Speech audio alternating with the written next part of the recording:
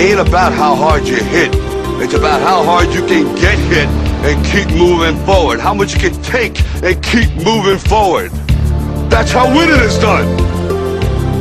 Now, if you know what you're worth, now go out and get what you're worth. But you gotta be willing to take the hits and not pointing fingers saying you ain't where you want to be because of him or her or anybody. Cowards do that, and that ain't you. You're better than that.